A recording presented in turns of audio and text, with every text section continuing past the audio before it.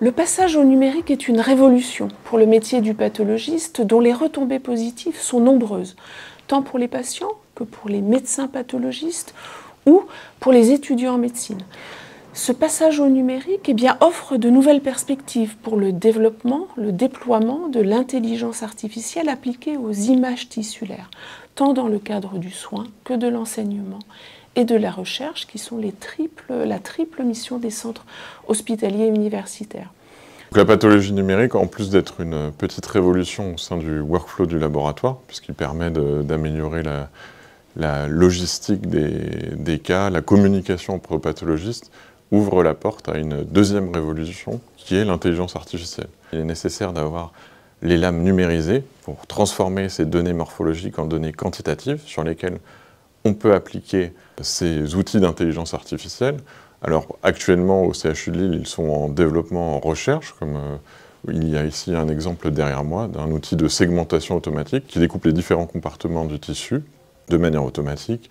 Et ces outils en développement aujourd'hui seront nos outils de demain qui nous aideront à gagner en efficacité dans la prise en charge des patients, à gagner du temps et qui seront donc au service du soin en routine.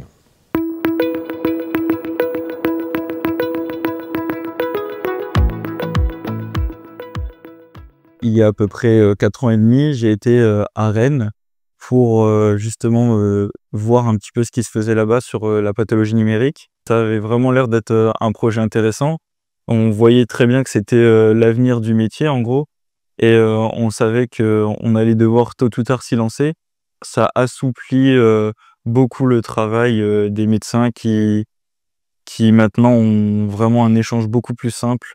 Donc le projet pathologie numérique est un projet que je suis fière d'avoir accompagné, tant par l'investissement des équipes, des techniciens, des médecins, des secrétaires, mais également des équipes de la direction numérique et des équipements. Voilà, j'ai pu travailler avec des professionnels engagés, prêts à apprendre, à s'adapter, à repenser leur quotidien. Pas à pas, ils se sont impliqués et se sont projetés dans ce changement. Et c'est cette cohésion d'équipe, cette implication qui a permis la réussite de ce projet, et notamment le défi ambitieux de pouvoir numériser en une étape l'ensemble des lames produites au sein du laboratoire d'anatomocytopathologie.